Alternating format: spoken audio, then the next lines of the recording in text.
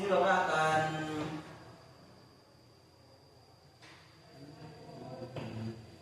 cek kesiapan dan serangkaian kalian dulu. Sebelum dimulai, kalian boleh cek serangkaian dulu. Silakan untuk beri cek teman kalian, samping, kiri, depan, belakang, dan masih silakan. Jika ada sampah di bawah meja, dibuang keluar untuk sampahnya.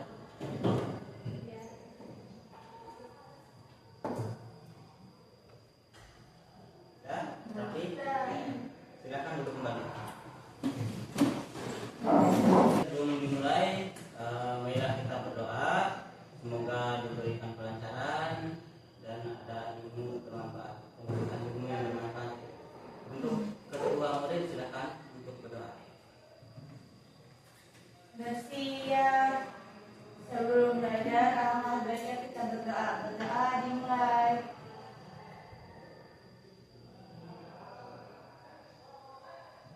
Berdoa selesai.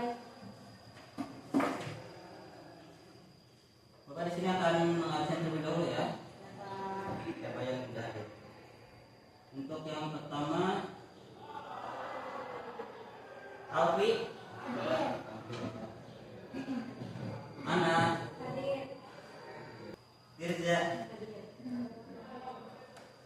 Iya. Di minggu sebelumnya kita sudah membahas yang namanya Bhinneka Tunggal Ika ya. Kemarin, sekarang materinya kita tentang materi selanjutnya, yaitu kita belajar tentang hubungan internasional itu di Indonesia. Ya. Sebelum kita masuk ke pelajaran, Bapak di sini akan bertanya terlebih dahulu. Menurut kalian, di minggu kemarin kita sudah belajar tentang Bhinneka Tunggal Ika, dan di pertemuan kali ini kita belajar tentang hubungan internasional di Indonesia. Ya.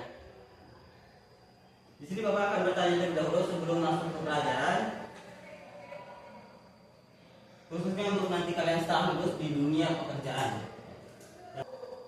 Ya, di sini sebelum lanjut ke materi, Bapak di sini akan bertanya tentang masalah hubungan internasional di Indonesia. Menurut kalian, kenapa kita harus bekerja sama dengan negara yang lain, khususnya Jepang atau Korea? Ada yang bisa jawab?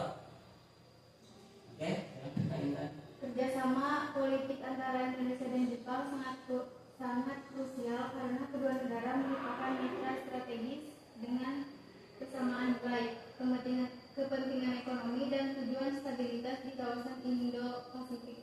Oke, kasih Tuhan. Terima kasih ya. Nah, di sini Bapak akan lanjut untuk materi selanjutnya, yaitu tentang hubungan internasional Indonesia. Ya. Menjelaskan persahabatan atau membangun perdamaian dunia, itu tersendiri ada hakikat hubungan internasional, yaitu memahami konektivitas antar bangsa dalam era global.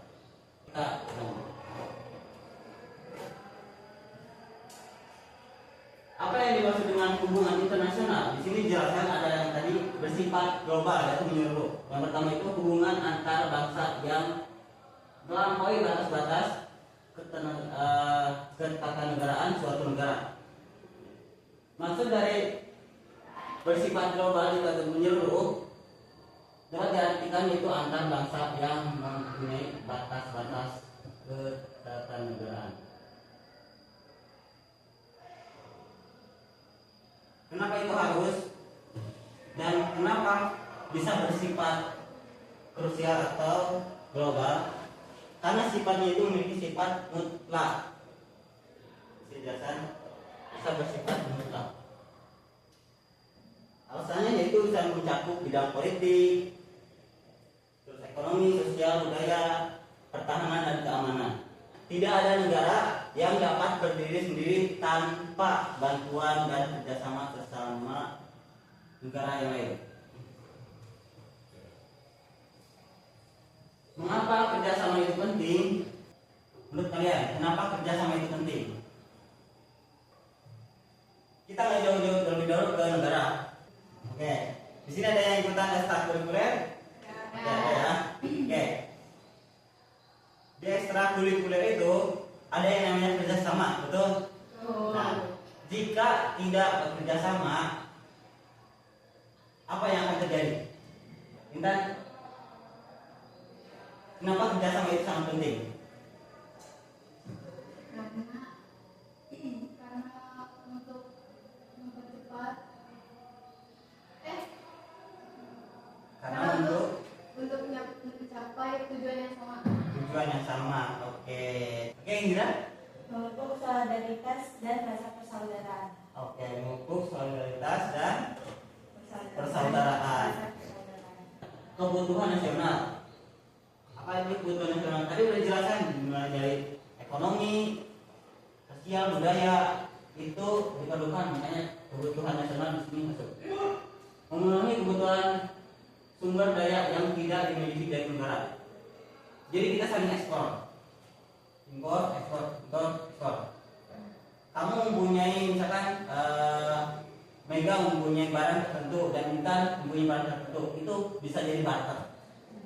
Makanya kita perlu yang namanya kerjasama antar negara. Entah setelah lulus kalian dari sini berangkat ke Jepang, bekerja di Jepang atau di Korea, itu bisa aja. Atau yang dalam Jepang atau Korea bekerja di Indonesia, barter. Paham ya?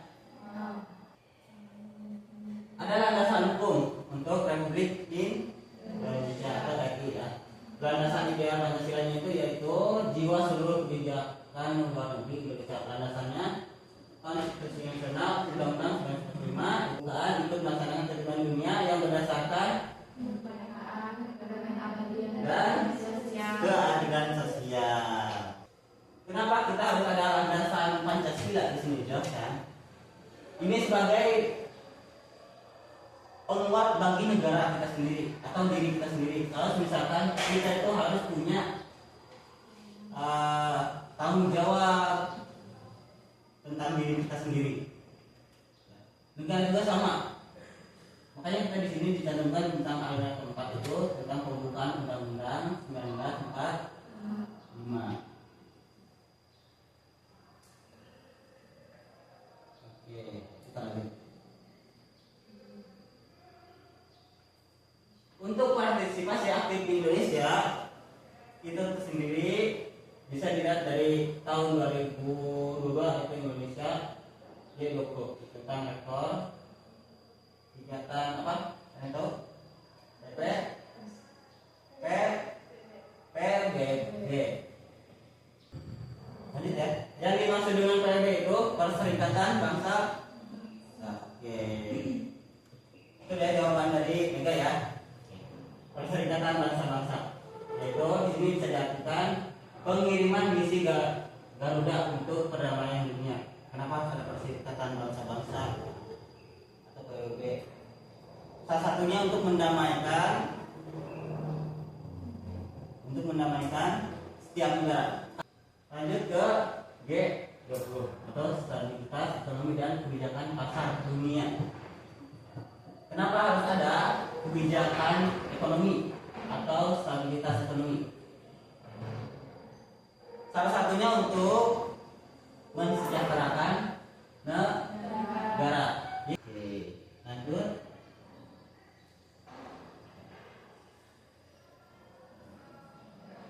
Untuk siswa sendiri, poin pentingnya itu ada mobilitas kerja. Tadi kita sudah menyinggung yang namanya bekerja di Jepang dan Korea. Di sini jelaskan tidak sama ya.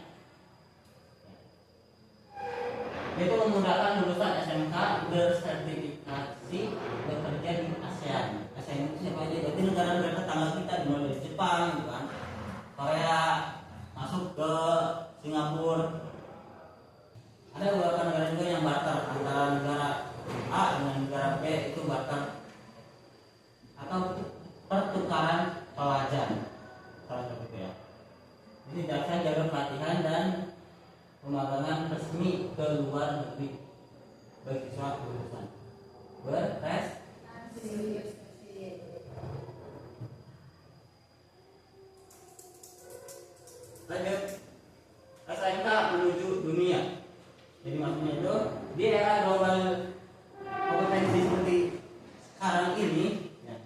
kalian itu yang benar-benar harus mumpuni atau literasi budaya adalah kunci utama kesuksesan kalian. Jika kalian tidak mau berubah diri atau kalian seperti itu aja, maka kalian akan tergerus oleh orang lain dan tertinggal. Tujuan kalian setelah masuk ke SMK dan lulus itu kalian mau apa? Kita lanjut. Bagaimana peran hubungan internasional sehingga produk tersebut bisa sampai ke tangan kalian? Ya. Jelaskan asal mereknya, lokasi pabriknya, dan jalur perdagangan. Bapak kasih waktu 1 menit ya. 1 menit. Nanti Bapak langsung bertanya. Menurut Indira tersendiri, ya. Boleh berdiri Indira gitu. Jadi bagaimana peran hubungan internasional sehingga produk tersebut bisa sampai ke tangan ini? Perdagangan internasional dan perjanjian dagang. Jadi Indonesia punya hubungan dagang sama Cina dan Jepang lewat ASEAN, Cina, FTA dari IJPA. Jadi aku mau ambil smartphone yaitu Realme C75X, dibuat di Cina karena ada perjanjian dagang. Pajak impornya yang jadi lebih murah, kalau pajaknya mahal harga HP bisa 2 kali lipat. Menurut Indira sendiri tentang masalah smartphone itu, kenapa harus dibuatnya di Cina, tidak dibuat di Indonesia? Karena mungkin emang dari Cina sendiri sudah ada mau membuat HP yang bermerek Realme C75. Kenapa hal itu bisa tidak dibuat di Indonesia? Salah satunya mungkin karena pajaknya terlalu tinggi, makanya kita hanya mengimpor beberapa produk-produk tertentu untuk dibuat dan dijual di Indonesia. Yang seperti itu ya. Tadi sudah sedikit dibahas oleh Indira tentang masalah kerjasama, dimulai dari ekonomi juga termasuk di sana ya. Bahkan pajak pun di sana ada, bukan muka ya. Oke, ada pertanyaan? Ini cukup. Jadi itu ya untuk materi kali ini, hubungan internasional Indonesia, khususnya untuk negara-negara ASEAN atau PBB ya.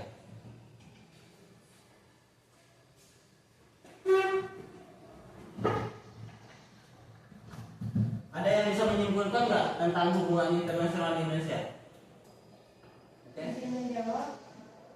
Bebas aktif jadi prinsip utama, fokus ke kepentingan nasional, kolaborasi, konflik, kedaulatan tetap dipegang. Intinya hubungan internasional bikin Indonesia agak kuper. Kita bisa nikmati HP canggih dari Cina, motor bagus dari Jepang, tapi kita tetap bisa jaga kepentingan rakyat sendiri tanpa HI. Pilihan barang sedikit, harga mahal, teknologi ketinggalan. Oke. Kasih pertanyaan. Masih. Dari sini Bapak akan menjelaskan sedikit ya tentang masalah hubungan internasional. Jadi maksudnya itu, kesimpulannya itu, untuk menjaga perdamaian, khususnya kesejahteraan Indonesia, kita perlunya bekerja sama dengan negara-negara tetangga. Menjaga kebersamaan ekonomi, politik, sosial, itu kita harus bekerja sama dengan negara-negara tetangga. Sama halnya seperti itu ya. Untuk materi selanjutnya mungkin nanti kita akan bahas tentang materi, nanti Abang akan sampaikan di lain waktu ya.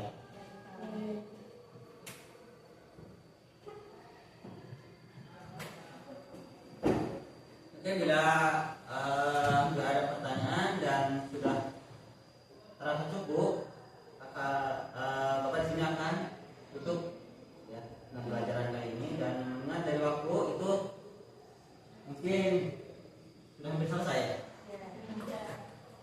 Nanti pelajari materi selanjutnya ya. Ya boleh ditutup untuk pelajaran kali ini. Jadi kalau misalkan tidak ada pertanyaan, boleh nanti di luar boleh bertanya lagi ya. Kalau misalkan ada pertanyaan atau tentang materi yang kalian tidak paham, bertanya. Silakan untuk ketua murid di Bersiap Setelah belajar, alangkah baiknya kita berdoa. Doa dimulai.